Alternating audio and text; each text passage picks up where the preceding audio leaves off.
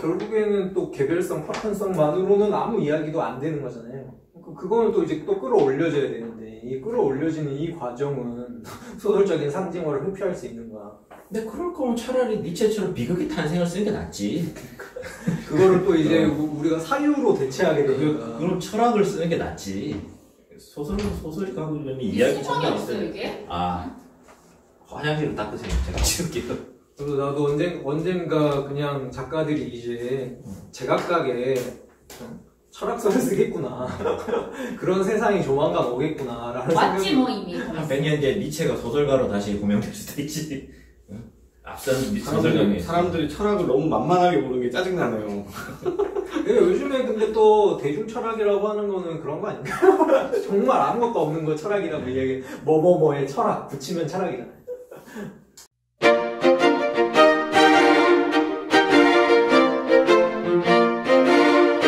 자, 이번에는 두 번째 소설이죠. 아무것도 말할 필요가 없다에 대해서 한번 이야기를 나눠보겠습니다. 이번에도 전반부 줄거리, 아무것도 말할 필요가 없다의 전반부 줄거리를 대략적으로 살펴보고 그 다음에 본격적인 이야기를 시작하겠습니다.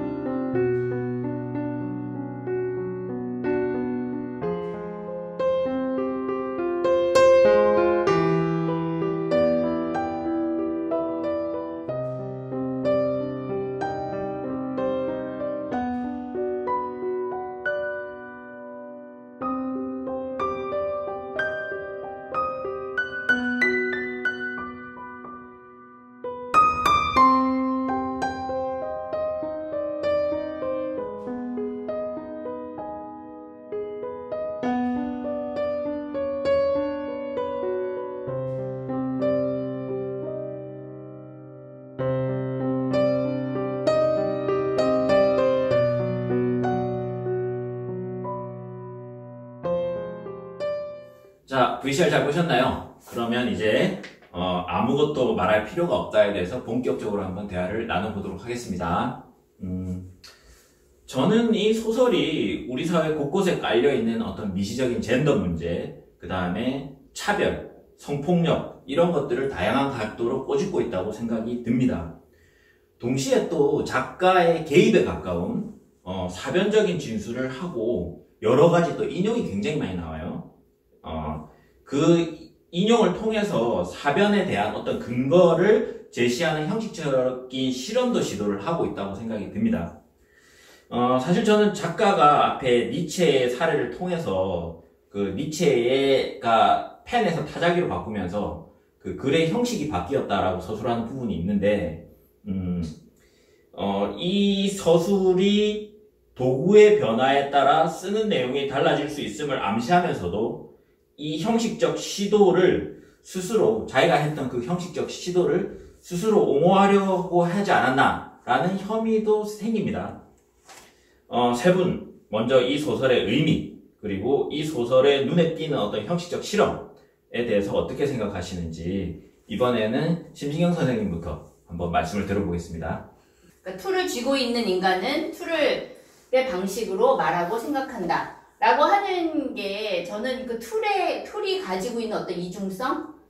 그런 거에 대한 작가 나름의 어떤 생각인 것 같아요. 그래서 한편은 우린 툴이 없으면, 수단이 없으면은 뭔가 이야기를 할 수가 없잖아요. 그런데 또 그것이 그 툴에 또 의지하게 되면 툴이 가진 어떤 속성이나 뭐 이런 것에 완전히 동화가 돼서 결국에는 그것 자체가 하나의 프레임이 되고, 그 다음에 어떤 그 나의 어떤 생각, 개별적인 생각이나 어떤 삶을 그냥 이렇게 지배하는 거잖아요. 그걸로 그냥 요약될 수밖에 없는 툴에 의해서.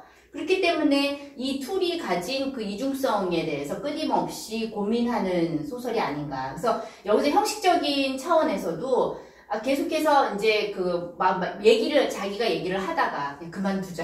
뭐 이런 얘기를 많이 하는데 이것이 더 얘기해봤자 새로운 얘기는 나오지 않을 것 같고, 왜냐면 이거는 어쨌든 본인도 어떤 소설이라는 장르에 기대서 이런 이야기들을 하는 거고, 자기 나름의 어떤 툴이 있을 거 아니에요. 뭐 툴에 기대어서 그런 이야기를 하지만 그 이야기가 가지는 결국에는 도달하게 될 상투성에 대해서 본인이 또 저항하는 거죠. 그래서 중간에 계속 이야기를 중단하고, 그리고 이 끝이 없는, 그러니까는 끝맺지 못한 12개의 이야기고, 이 소설 자체가 또 다른 끝맺지 못한 13번째 이야기가 되거든요. 그래서 본인이 완주라는 제목의 소설을 쓰고 싶다. 아무도 죽지 않는. 이때 죽지 않는이라고 하는 것은 어떠한 의미화나 상징화에도 포섭되지 않으면서 그 자체로 자기 어떤 그 개별성을 고유성을 그대로 드러내면서, 그러면서 이렇게 어떻게 이야기가 완결될 수 있을까? 그거는 어쩌면 불가능하지 않을까라는 식의 생각이 있는 것 같아서 이 두 가지, 이 툴이 가지고 있는 어쩔 수 없이 우리가 살면서 필요한 어떤 것들로서의 툴과, 그러나 또 그것에 종속되었을 때 도달하게 될 어떤 상투성에 대한 그러한 거부감, 이 두 가지 사이에서 계속 이제 왔다 갔다 하는 것이 아닌가, 그런 생각이 들었습니다. 그러니까 새로운 상수적인 것에 대한 거부감이 어떤 형식의 실험으로 나왔다라는 말씀을 하시고 계십니다.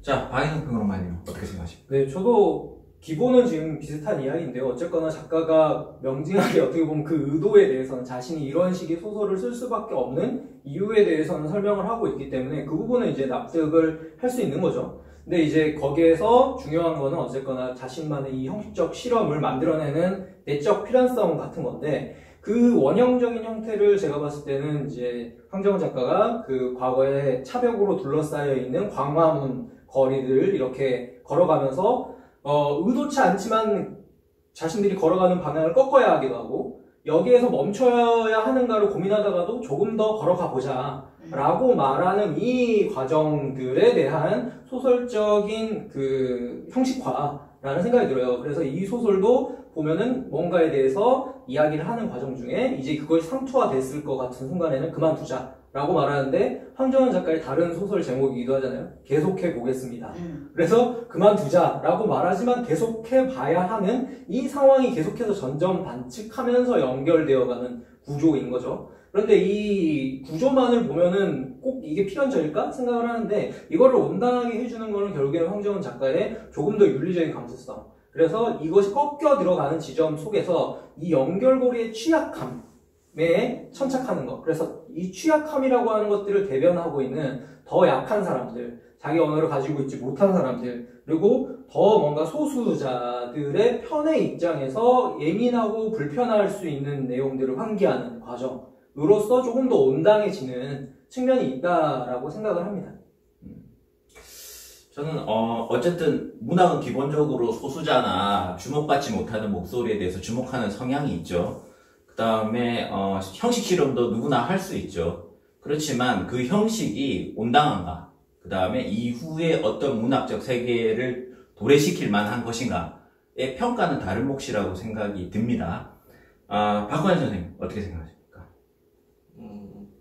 일단 툴 얘기하니까 제가 툴에 대한 그 대목이 딱 나왔을 때 떠오르는 게 되게 유명한 얘기죠. 망치를 든 사람한테 세상 모든 게 못으로 보인다고.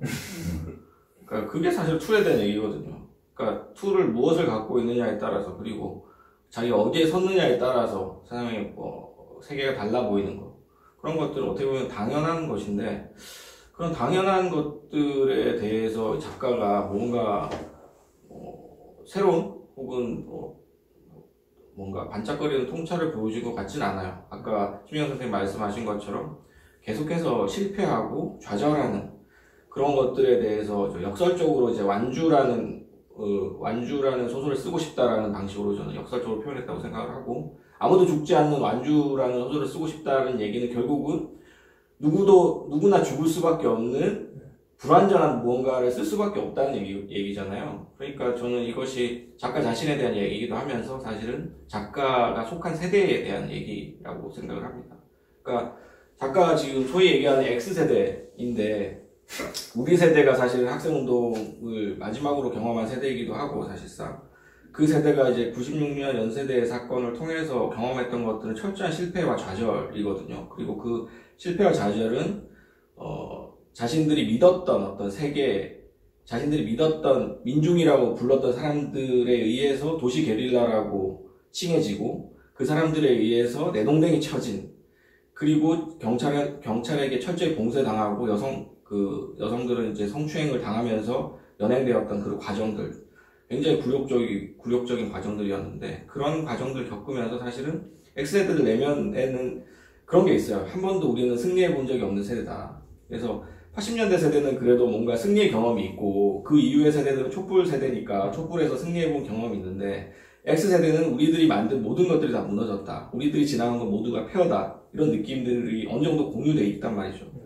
그런 부분들이 사실은 이 소설, 특히 이제 이 아무것도 말할 필요가 없다라는 소설에 짙게 배어 있다는 생각이 듭니다. 근데 저는 이제 그런 걸 읽으면서 그래, 그런 느낌이지라고 생각을 하면서도 그것이야말로 정말로 상투적인 얘기 아닌가라는 생각을 했어요. 그래서 황정은 작가가 중간에 그 Banality of Evil이라고 이제 그 아렌트가 얘기했던 악의 평범성이라고 보통 많이 번역이 되는데, 이제 그 번역이 좀 틀렸고 상투성이라고 번역해야 된다라고 얘기를 하고 있는데, 그 상투성 혹은 범속성이라고 번역되는 그 버널리티라는 것에 대해서 황정은 작가가 뭔가 좀 더 결론을 내리지 못한 채로 그저 좌절한 어떤 심상만 가지고 그것에 대해서 되게 관조하고 있는 것이 아닌가. 그래서 저는 답 없는 얘기를 중간에 좀 중단하고 이런 것들이야말로 정말로 상투적인 어떤 포즈로 읽혔어요. 저한테는 좀 부정적으로. 그래서 그 부분에 대해서 어떻게든 답 없는 문제에 대해서 답을 찾아가려고 하는 몸짓이 저는 중요하다고 생각을 하는데, 그런 것들이 저한테 좀 와닿지 않아서 좀 아쉽다는 생각이 개인적으로 들었습니다. 네. X세대 말씀을 하시는데 낯설 수도 있어요, X세대가. X세대는 대체로 70년대 중후반에 태어난 세대를 얘기하고, 보통 신세대, 서태지 세대, 최근에는 응답하라 세대 등등으로 불리고 있는 세대입니다. IMF 직전까지 열심히 논 세대이기도 합니다. 네, 지금은 다 40대가 됐어요.